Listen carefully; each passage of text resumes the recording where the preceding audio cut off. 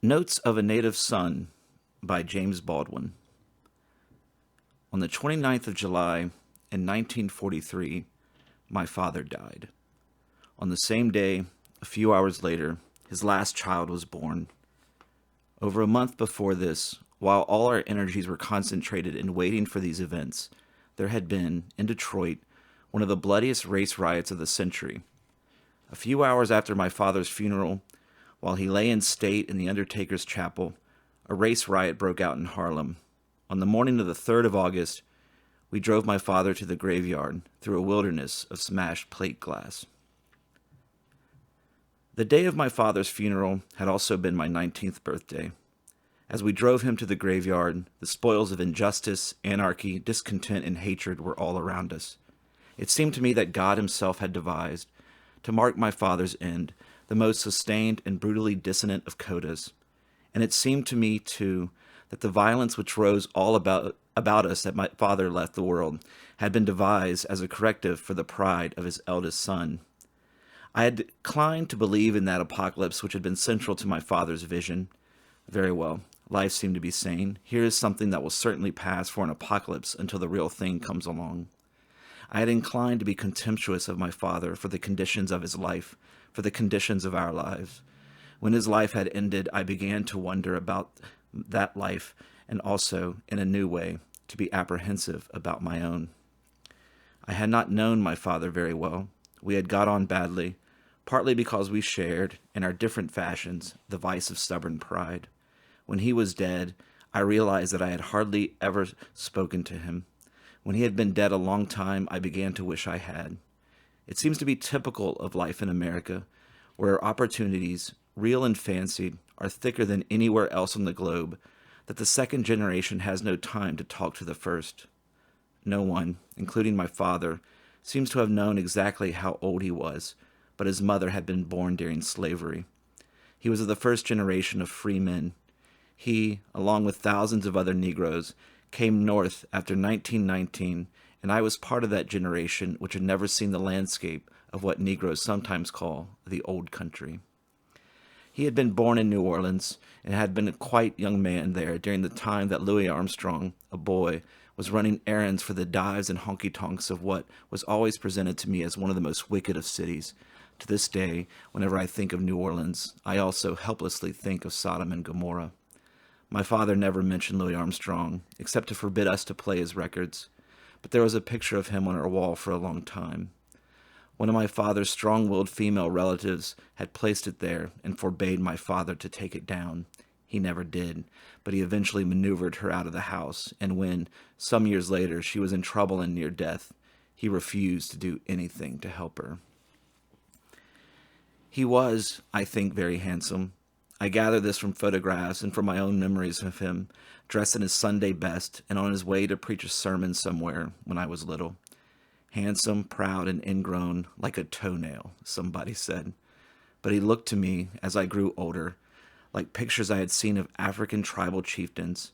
He really should have been naked, with war paint on and a barbaric mementos, standing among spears. He could be chilling in the pulpit and indescribably cruel in his personal life, and he was certainly the most bitter man I have ever met. Yet it must be said that there was something else in him, buried in him, which lent him his tremendous power and even a rather crushing charm. It had something to do with his blackness, I think. He was very black. With his blackness and his beauty, and with the fact that he knew that he was black but did not know that he was beautiful. He claimed to be proud of his blackness, but it had also been the cause of much humiliation, and it had fixed bleak boundaries to his life. He was not a young man when we were growing up, and he had already suffered many kinds of ruin. In his outrageously demanding and protective way, he loved his children, who were black like him, and menaced like him, and all these things sometimes showed in his face when he tried, never to my knowledge with any success, to establish contact with any of us. When he took one of his children on his knee to play, the child always became fretful and began to cry. When he tried to help one of us with our homework, the absolutely unabating tension which emanated from him caused our minds and our tongues to become paralyzed, so that he, scarcely knowing why, flew into a rage, and the child, not knowing why, was punished. If it ever entered his head to bring a surprise home for his children, it was almost unfailingly the wrong surprise, and even the big watermelons he often brought home on his back in the summertime led to the most appalling scenes. I do not remember, in all those years, that one of his children was ever glad to see him come home. From what I was able to gather of his early life, it seemed that this inability to establish contact with other people had always marked him and had been one of the things which had driven him out of New Orleans. There was something in him, therefore, groping and tentative, which was never expressed and which was buried with him. One saw it most clearly when he was facing new people and hoping to impress them, but he never did, not for long. We went from church to smaller and more improbable church. He found himself in less and less demand as a minister, and by the time he died, none of his friends had come to see him for a long time. He had lived and died in an intolerable bitterness of spirit, and it frightened me as we drove him to the graveyard through those unquiet, ruined streets to see how powerful and overflowing this bitterness could be, and to realize this bitterness now was mine. When he died, I had been away from home for a little over a year. In that year, I had had time to become aware of the meaning of all my father's bitter warnings, had discovered the secret of his proudly pursed lips and rigid carriage. I had discovered the weight of white people in the world.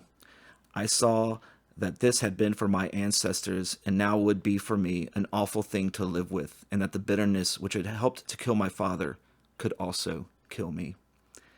He had been ill a long time, in the mind, as we now realized, reliving instances of his fantastic intransigence in the new light of his affliction and endeavoring to feel a sorrow for him which never quite came true. We had not known that he was being eaten up by paranoia, and the discovery that his cruelty to our bodies and our minds had been one of the symptoms of his illness was not then enough to enable us to forgive him. The younger children felt, quite simply, relief that he would not be coming home anymore.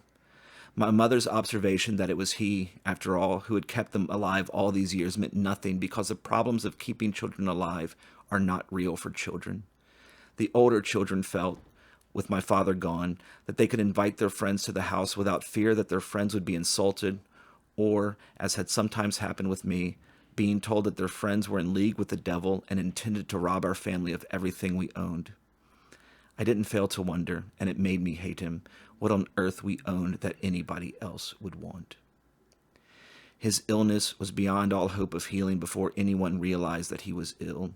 He had always been so strange and had lived like a prophet in such unimaginably close communion with the Lord that his long silences, which were punctuated by moans and hallelujahs and snatches of old songs, while he sat at the living room window, never seemed odd to us.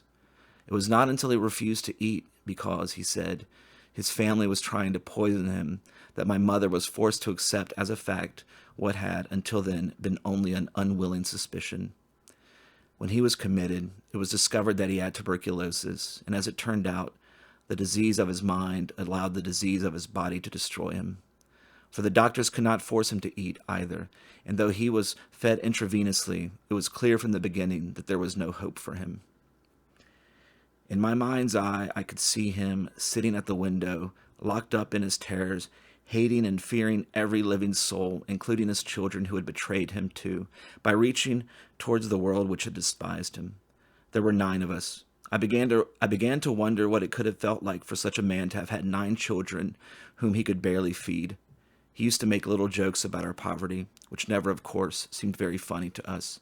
They could not have seemed very funny to him either, or else our all too feeble response to them would never have caused such rages.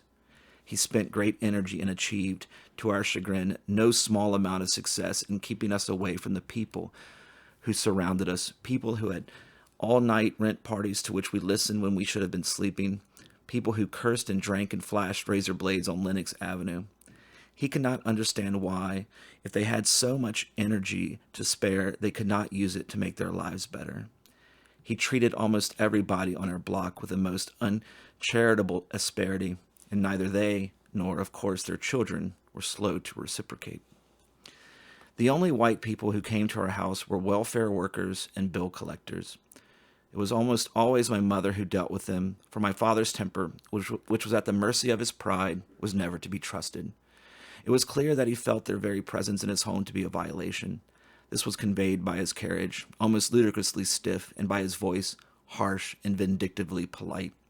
When I was around 9 or 10, I wrote a play which was directed by a young white school teacher, a woman, who then took an interest in me and gave me books to read, and in order to corroborate my theatrical bent, decided to take me to see what she somewhat tactlessly referred to as real plays.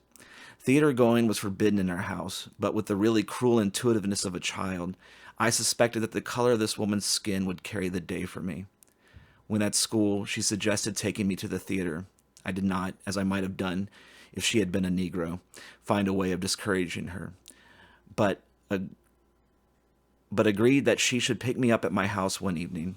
I then, very cleverly, left all the rest to my mother, who suggested to my father, as I knew she would, that it would not be very nice to let such a kind woman make the trip for nothing. Also, since it was a school teacher, I imagined that my mother countered the idea of sin with the idea of education, which word, even with my father, carried a kind of bitter weight. Before the teacher came, my father took me aside to ask why she was coming, what interest she could possibly have in our house in a boy like me. I said I didn't know, but I too suggested that it had something to do with education, and I understood that my father was waiting for me to say something. I didn't quite know what. Perhaps that I wanted his protection against this teacher and her education. I said none of these things, and the teacher came and we went out. It was clear during the brief interview in our living room that my father was agreeing very much against his will and that he would have refused permission if he had dared. The fact that he did not dare caused me to despise him. I had no way of knowing that he was facing in that living room a wholly unprecedented and frightening situation. Later, when my father had been laid off from his job, this woman became very important to us. She was really a very sweet and generous woman and went to a great deal of trouble to be of help to us, particularly during one awful winter. My mother called her by the highest name she knew. She said she was a Christian. My father could scarcely disagree, but during the 4 or 5 years of our relatively close association, he never trusted her and was always trying to surprise her in her open, Midwestern face, the genuine, cunningly hidden, and hideous motivation. In later years, particularly when it began to be clear that this education of mine was going to lead me to perdition, he became more explicit and warned me that my white friends in high school were not really my friends, and that I would see, when I was older, how white people would do anything to keep a Negro down. Some of them could be nice, he admitted, but none of them were to be trusted, and most of them were not even nice. The best thing was to have as little to do with them as possible. I did not feel this way, and I was certain in my innocence that I never would. But the year which preceded my father's death had made a great change in my life. I had been living in New Jersey, working in defense plants, working and living among Southerners, white and black. I knew about the South, of course, and about how Southerners treated Negroes and how they expected them to behave, but it had never entered my mind that anyone would look at me and expect me to behave that way.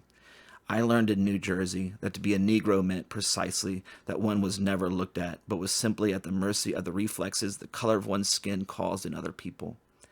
I acted in New Jersey as I had always acted, that is, as though I had thought a great deal of myself. I had to act that way, with results that were simply unbelievable. I had scarcely arrived before I had earned the enmity, which was extraordinarily ingenious, of all my superiors and nearly all my coworkers. In the beginning, to make matters worse, I simply did not know what was happening. I did not know what I had done, and I shortly began to wonder what anyone could possibly do to bring about such unanimous, active, and unbearably vocal hostility. I knew about Jim Crow, but I had never experienced it.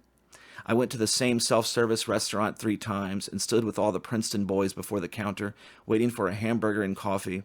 It was always an extraordinarily long time before anything was set before me, but it was not until the 4th visit that I learned that, in fact, nothing had ever been set before me. I had simply picked something up. Negroes were not served there, I was told, and they had been waiting for me to realize that I was always the only Negro present. Once I was told this, I determined to go there all the time, but now they were ready for me, and though some dreadful scenes were subsequently enacted in that restaurant, I never ate there again. It was the same story all over New Jersey, in bars, bowling alleys, diners, places to live. I was always being forced to leave, silently or with mutual imprecations. I very shortly became notorious, and children giggled behind me when I passed, and their elders whispered or shouted. They really believed that I was mad. And it did begin to work on my mind, of course. I began to be afraid to go anywhere, and to compensate for this, I went places to which I really should not have gone, and where, God knows, I had no desire to be. My reputation in town naturally enhanced my reputation at work, and my working day became one long series of acrobatics designed to keep me out of trouble. I cannot say that these acrobatics succeeded. It began to seem that the machinery of the organization I worked for was turning over day and night with but one aim: to eject me. I was fired once and contrived, with the aid of a friend from New York, to get back on the payroll, was fired again and bounced back again. It took a while to fire me for the third time, but the third time took. There were no loopholes anywhere. There was not even any way of getting back inside the gates. That year in New Jersey lives in my mind as though it were the year during which, having an unsuspected predilection for it, I first contracted some dread chronic disease, the unfeeling symptom of which is a kind of blind fever, a pounding in the skull and the fire in the bowels. Once this disease is contracted, one can never be really carefree again, for the fever, without an instant's warning, can recur at any moment. It can wreck more important things than race relations. There is not a Negro alive who does not have this rage in his blood. One has the choice merely of living with it consciously or surrendering to it. As for me, this fever has recurred in me, and does and will until the day I die. My last night in New Jersey, a white friend from New York took me to the nearest big town, Trenton, to go to the movies and have a few drinks.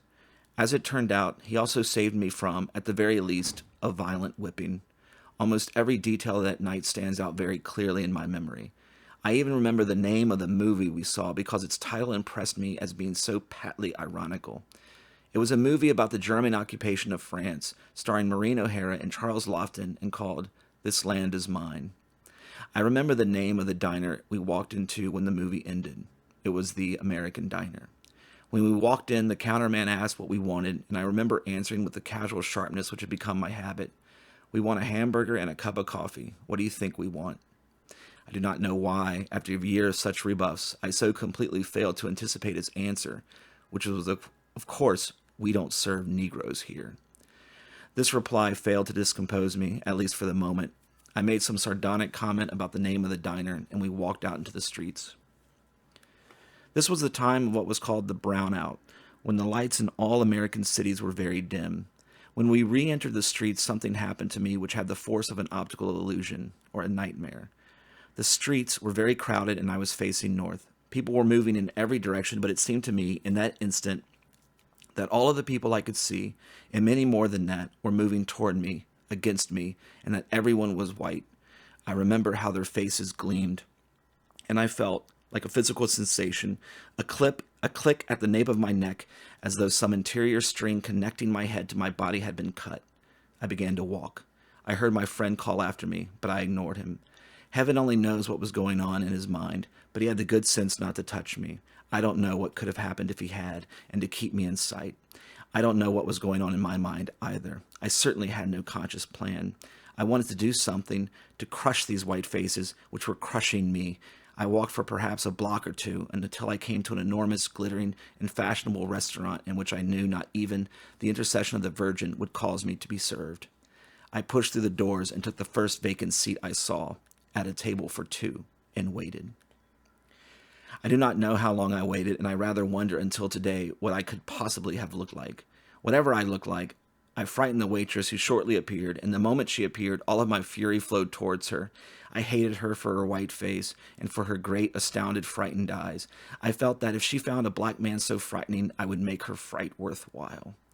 She did not ask me what I wanted, but repeated, as though she had learned it somewhere, "We don't serve Negroes here." She did not say it with the blunt, derisive hostility to which I had grown so accustomed, but rather with a note of apology in her voice and fear. This made me colder and more murderous than ever. I felt I had to do something with my hands. I wanted her to come close enough for me to get her neck between my hands. So I pretended not to have understood her, hoping to draw her closer. And she did step a very short step closer, with her pencil poised incongruously over her pad, and repeated the formula. Don't serve Negroes here. Somehow, with the repetition of that phrase, which was already ringing in my head like 1,000 bells of a nightmare, I realized that she would never come any closer, and that I would have to strike from a distance. There was nothing on the table but an ordinary water mug half full of water, and I picked this up and hurled it with all my strength at her. She ducked, and it missed her and shattered against the mirror behind the bar. And with that sound, my frozen blood abruptly thawed. I returned from wherever I had been. I saw, for the first time, the restaurant, the people with their mouths open, already, as it seemed to me, rising as one man, and I realized what I had done and where I was, and I was frightened. I rose and began running for the door. A round, pot-bellied man grabbed me by the nape of the neck just as I reached the doors and began to beat me about my face. I kicked him and got loose and ran into the streets. My friend whispered, "Run," and I ran. My friend stayed outside the restaurant long enough to misdirect my pursuers, and the police, who arrived, he told me at once. I do not know what I said to him when he came to my room that night. I could not have said much. I felt in the oddest, most awful way that I had somehow betrayed him. I lived it over and over and over again, the way one relives an automobile accident after it has happened and one finds oneself alone and safe. I could not get over two facts, both equally difficult for the imagination to grasp, and one was that I could have been murdered, but the other was that I had been ready to commit murder. I saw nothing very clearly, but I did not see this, that my life, my real life, was in danger, and not from anything other people might do, but from the hatred I carried in my own heart. Part 2. I had returned home around the second week in June, in great haste, because it seemed that my father's death and my mother's confinement were both but a matter of hours. In the case of my mother, it soon became clear that she had simply made a miscalculation. This had always been her tendency, and I don't believe that a single one of us arrived in the world, or had since arrived anywhere else, on time. But none of us dawdled so intolerably about the business of being born as did my baby sister.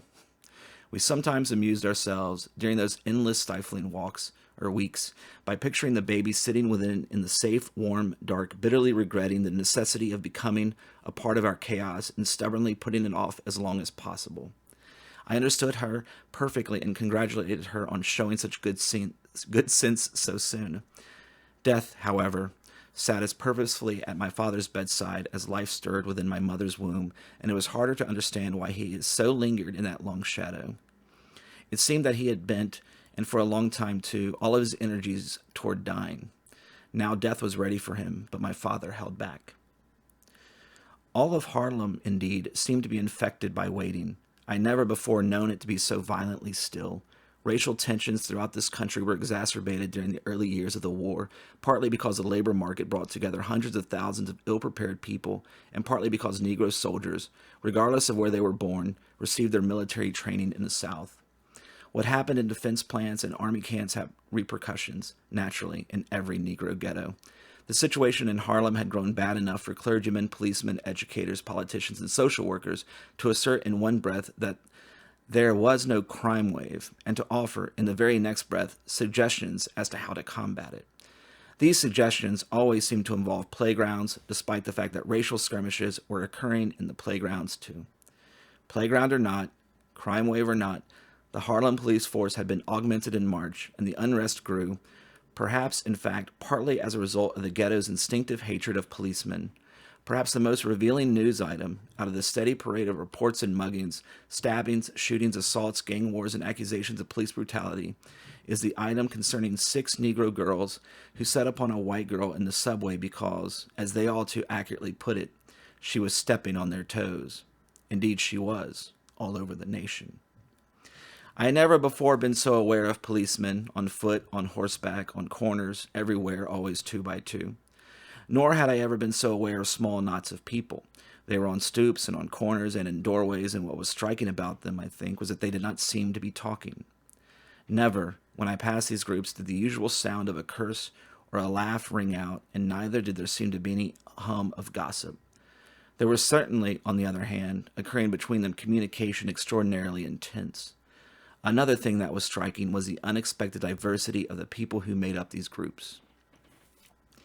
Usually, for example, one would see a group of Sharpies standing on the street corner, jiving the passing chicks, or a group of older men, usually for some reason, in the vicinity of a barber shop, discussing baseball scores or the numbers, or making rather chilling observations about women they had known.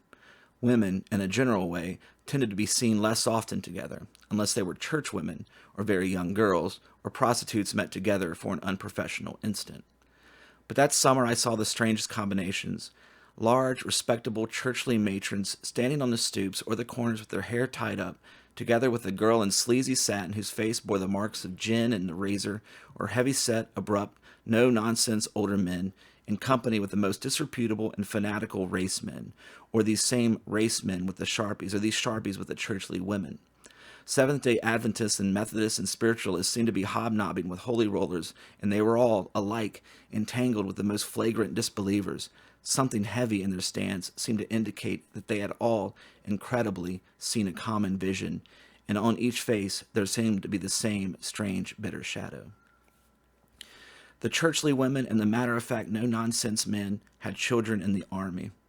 The sleazy girls they talked to had lovers there. The Sharpies and the race men had friends and brothers there. It would have demanded unquestioning patriotism, happily as uncommon in this country as it is undesirable, for these people not to have been disturbed by the bitter letters they received, by the newspaper stories they read, not to have been enraged by the posters, then to be found all over New York, which described the Japanese as yellow-bellied Japs.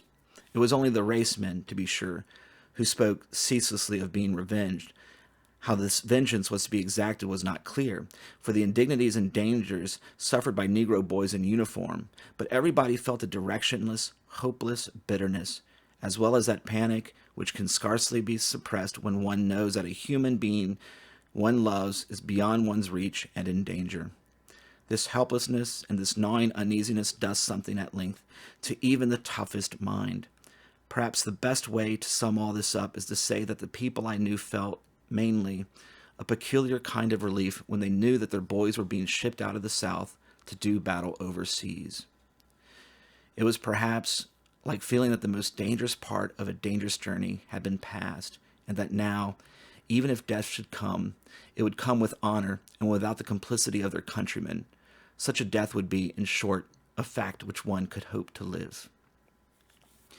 It was on the 28th of July, which I believe was a Wednesday, that I visited my father for the first time during his illness and for the last time in his life. The moment I saw him, I knew why I had put off this visit so long. I had told my mother that I did not want to see him because I hated him, but this was not true. It was only that I had hated him, and I wanted to hold on to this hatred. I did not want to look on him as a ruin. It was not a ruin I hated. I imagine that one of the reasons people cling to their hate so stubbornly is because they sense, once hate is gone, that they will be forced to deal with pain. We traveled out to him, his older sister and myself, to what seemed to be the very end of a very long island. It was hot and dusty, and we wrangled, my aunt and I, all the way out, over the fact that I had recently begun to smoke, and as she said, to give myself airs. But I knew that she wrangled with me because she could not bear to face the fact of her brother's dying. Neither could I endure the reality of her despair, her unstated bafflement as to what had happened to her brother's life and her own. So we wrangled, and I smoked, and from time to time she fell into a heavy reverie. Covertly, I watched her face, which was the face of an old woman. It had fallen in, the eyes were sunken and lightless. Soon she would be dying too. In my childhood, it had not been so long ago, I had thought her beautiful. She had been quick-witted and quick-moving and very generous with all the children, and each of her visits had been an event. At one time, one of my brothers and myself had thought of running away to live with her. Now she could no longer produce out of her handbag some unexpected and yet familiar delight. She made me feel pity and revulsion and fear. It was awful to realize that she no longer caused me to feel affection. The closer we came to the hospital, the more querulous she became, and at the same time, naturally, grew more dependent on me. Between pity and guilt and fear, I began to feel that there was another me trapped in my skull like a jack-in-the-box who might escape my control at any moment and fill the air with screaming. She began to cry the moment we entered the room, and she saw him lying there, all shriveled and still, like a little black monkey. The great gleaming apparatus which fed him and would have compelled him to be still even if he had been able to move brought to mind, not beneficence, but torture. The tubes entering his arm made me think of pictures I had seen when a child, of Gulliver, tied down by the pygmies on that island. My aunt wept and wept. There was a whistling sound in my father's throat. Nothing was said. He could not speak. I wanted to take his hand, to say something, but I do not know what I could have said, even if he could have heard me. He was not really in that room with us. He had at last really embarked on his journey, and though my aunt told me that he said he was going to meet Jesus, I did not hear anything except that whistling in his throat. The doctor came back and we left to the unbearable train again and home. In the morning came the telegram saying that he was dead.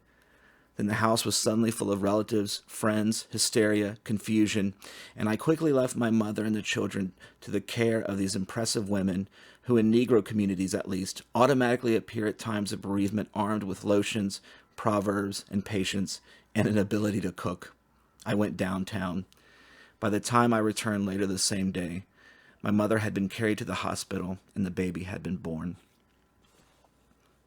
Part 3. For my father's funeral, I had nothing black to wear, and this posed a nagging problem all day long. It was one of those problems, simple or impossible of solution, to which the mind insanely clings in order to avoid the mind's real trouble. I spent most of that day at the downtown apartment of a girl I knew, celebrating my birthday with whiskey and wondering what to wear that night. When planning a birthday celebration, one naturally does not expect that it will be up against competition from a funeral, and this girl had anticipated taking me out that night for a big dinner and a nightclub afterwards.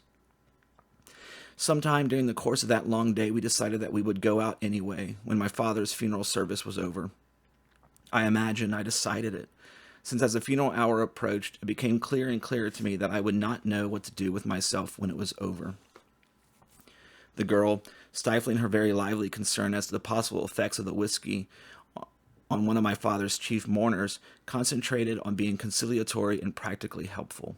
She found a black shirt for me somewhere and ironed it, and dressed in the darkest pants and jacket I owned, and slightly drunk, I made my way to my father's funeral. The chapel was full but not packed and very quiet. There were mainly my father's relatives and his children, and here and there I saw faces I had not seen since childhood, the faces of my father's one-time friends.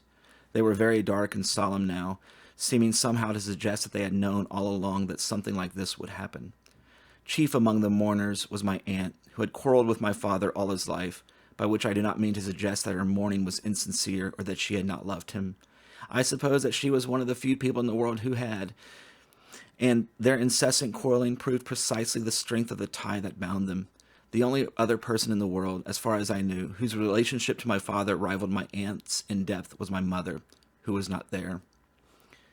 It seemed to me, of course, that it was a very long funeral, but it was, if anything, a rather shorter funeral than most, nor, since there were no overwhelming, uncontrollable expressions of grief, could it be called, if I dare to use the word, successful.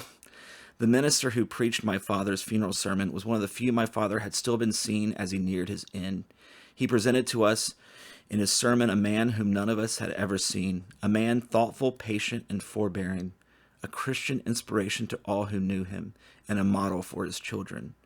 And no doubt the children in their disturbed and guilty state were almost ready to believe this.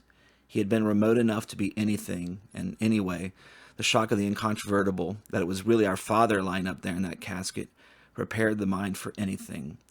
His sister moaned, and this grief-stricken moaning was taken as corroboration. The other faces held a dark, non-committal thoughtfulness. This was not the man they had known, but they had scarcely expected to be confronted with him. This was, in a sense, deeper than questions of fact. The man they had not known, and the man they had not known may have been the real one. The real man, whoever he had been, had suffered, and now he was dead. This was all that was sure and all that mattered now. Every man in the chapel hoped that when his hour came, he, too, would be eulogized, which is to say forgiven, and that all his lapses, greeds, errors, and strains from the truth would be invested with coherence and looked upon with charity.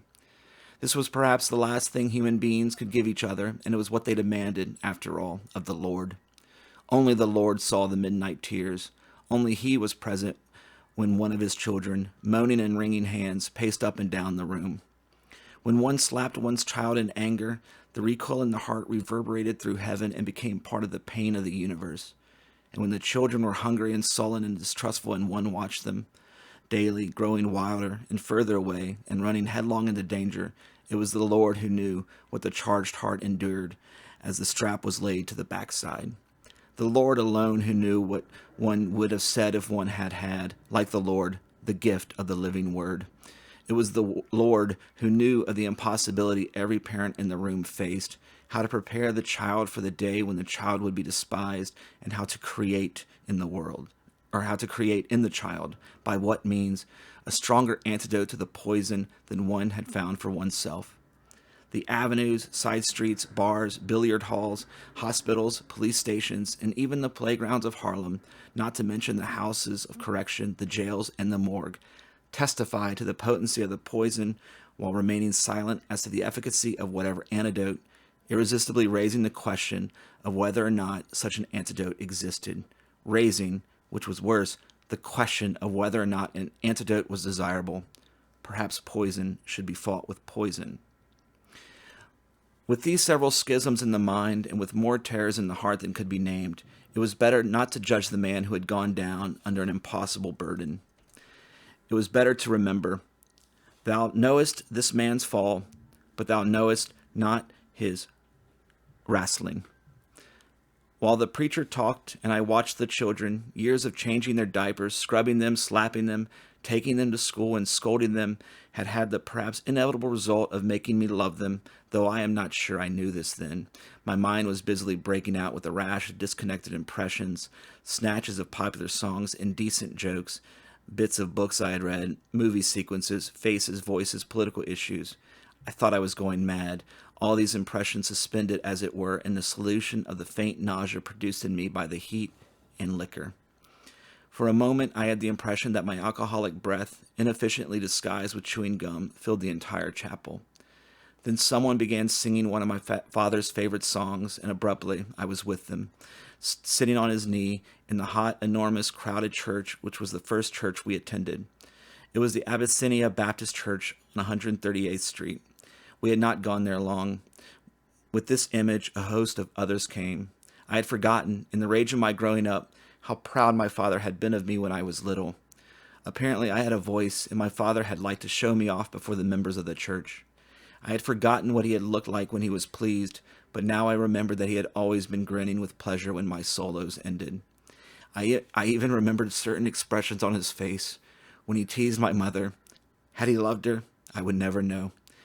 And when had it all begun to change? For now it seemed that he had not always been cruel. I remembered being taken for a haircut and scraping my knee on the footrest of the barber's chair, and I remembered my father's face as he soothed me crying and applied the stinging iodine. Then I remembered our fights which had been of the worst possible kind because my technique had been silence. I remember the one time in all our life together when we had really spoken to each other. It was on a Sunday, and it must have been shortly before I left home. We were walking, just the two of us, in our usual silence, to or from church. I was in high school, and had been doing a lot of writing, and I was, at about this time, the editor of the high school magazine. But I had also been a young minister, and been preaching from the pulpit. Lately I had been taking fewer engagements, and preached as rarely as possible. It was said in the church, quite truthfully, that I was cooling off. My father asked me abruptly, "You'd rather write than preach, wouldn't you?" I was astonished at his question, because it was a real question. I answered yes. That was all we said. It was awful to remember that was all we had ever said. The casket now was open, and the mourners were being led up the aisle to look for the last time on the deceased. The assumption was that the family was too overcome with grief to be allowed to make this journey alone, and I watched while my aunt was led to the casket, and muffled in black and shaking, led back to her seat. I disapproved of forcing the children to look on their dead father, considering that the shock of his death, or more truthfully, the shock of death as a reality, was already a little more than a child could bear. But my judgment in this matter had been overruled, and there were, bewildered and frightened and very small, being led, one by one, to the casket. But there is also something very gallant about children at such moments. It has something to do with their silence and gravity, and with the fact that one cannot help them. Their legs somehow seem exposed. So that is at once incredible and terribly clear that their legs are all they have to hold them up. I had not wanted to go to the casket myself, and I certainly had not wished to be led there, but there was no way of avoiding either of these forms. One of the deacons led me up, and I looked on my father's face. I cannot say that it looked like him at all. His blackness had been equivocated by powder, and there was no suggestion in that casket of what his power had or could have been. He was simply an old man dead, and it was hard to believe that he had ever given anyone either joy or pain. Yet his life filled that room. Further up the avenue, his wife was holding his newborn child. Life and death so close together, and love and hatred, and right and wrong, said something to me which I did not want to hear concerning man, concerning the life of man.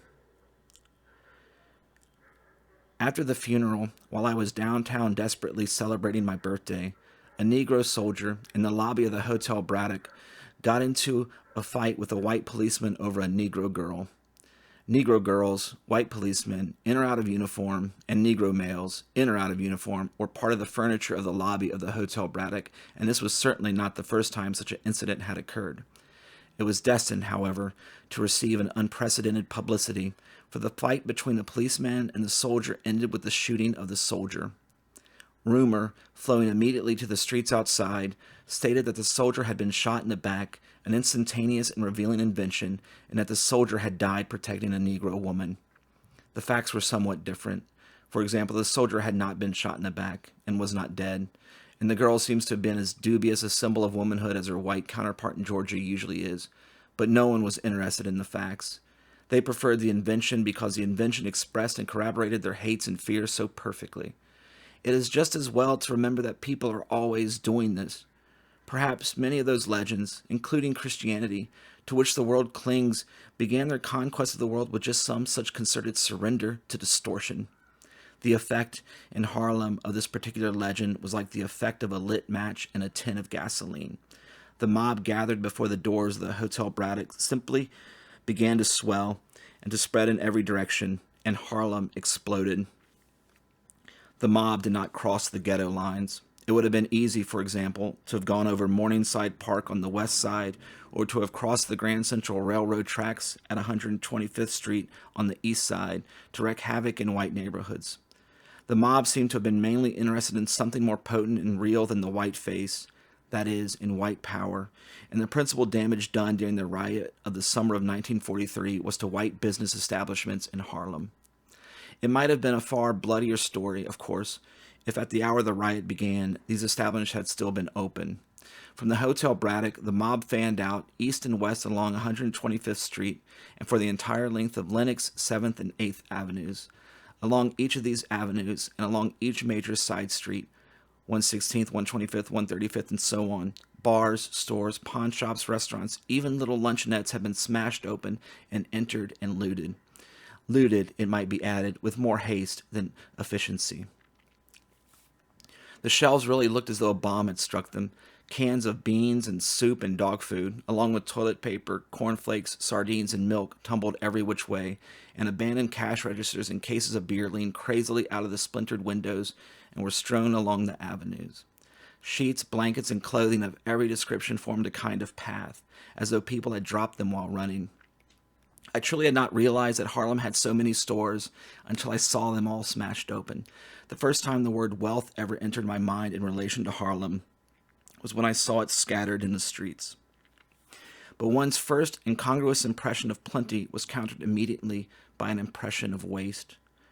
None of this was doing anybody any good. It would have been better to have left the plate glass as it had been and the goods lying in the stores. It would have been better, but it would also have been intolerable, for Harlem had needed something to smash. To smash something is the ghetto's chronic need. Most of the time, it is the members of the ghetto who smash each other and themselves. But as long as the ghetto walls are standing, there will always come a moment when these outlets do not work. That summer, for example, it was not enough to get into a fight on Lenox Avenue or curse out one's cronies in the barber shops. If ever, indeed, the violence which fills Harlem's churches, pool halls, and bars erupts outward in a more direct fashion, Harlem and its citizens are likely to vanish in an apocalyptic flood. That this is not likely to happen is due to a great many reasons, most hidden and powerful among them the Negro's real relation to the white American. This relation prohibits, simply, anything as uncomplicated and satisfactory as pure hatred. In order really to hate white people, one has to blot so much out of the mind and the heart that this hatred itself becomes an exhausting and self-destructive pose. But this does not mean, on the other hand, that love comes easily. The white world is too powerful, too complacent, too ready with gratuitous humiliation, and above all, too ignorant and too innocent for that. One is absolutely forced to make perpetual qualifications, and one's own reactions are always canceling each other out. It is this, really, which has driven so many people mad, both white and black. One is always in the position of having to decide between amputation and gangrene. Amputation is swift, but time may prove that the amputation was not necessary, or one may delay the amputation too long. Gangrene is slow, but it is impossible to be sure that one is reading one's symptoms right. The idea of going through life as a cripple is more than one can bear, and equally unbearable is the risk of swelling up slowly in agony with poison. And the trouble, finally, is that the risks are real, even if the choices do not exist. But as for me and my house, my father had said, we will serve the Lord. I wondered as we drove him to his resting place what this line had meant for him. I had heard him preach it many times. I had preached it once myself, proudly giving it an interpretation different from my father's. Now the whole thing came back to me, as though my father and I were on our way to Sunday school, and I were memorizing the golden text. And if it seems evil unto you to serve the Lord, choose you this day whom you will serve, whether the gods which your fathers served that were on the other side of the flood, or the gods of the Amorites, in whose land ye dwell. But as for me and my house, we will serve the Lord. I suspected in these familiar lines a meaning which had never been there for me before. All of my father's texts and songs, which I decided were meaningless, were arranged before me at his death like empty bottles, waiting to hold the meaning which life would give them for me. This was his legacy. Nothing has ever escaped. That bleakly memorable morning, I hated the unbelievable streets and the Negroes and whites who had equally made them that way. But I knew that it was folly. As my father would have said, this bitterness was folly. It was necessary to hold on to the things that mattered. The dead man mattered. The new life mattered. Blackness and whiteness did not matter. To believe that they did was to acquiesce in one's own destruction. Hatred, which could destroy so much, never failed to destroy the man who hated, and this was an immutable law. It began to seem that one would have to hold in the mind forever two ideas which seemed to be in opposition. The first idea was acceptance. The acceptance, totally without rancor, of life as it is, and men as they are. In the light of this idea, it goes without saying that injustice is a commonplace. But this did not mean that one could be complacent, for the second idea was of equal power, that one must never, in one's own life, accept these injustices as commonplace, but must fight them with all one's strength. This fight begins, however, in the heart, and it now had been laid to my charge to keep my own heart free of hatred and despair. This intimation made my heart heavy, and now that my father was irrecoverable, I wished they had been beside me so that I could have searched his face for the answers which only the future would give me now.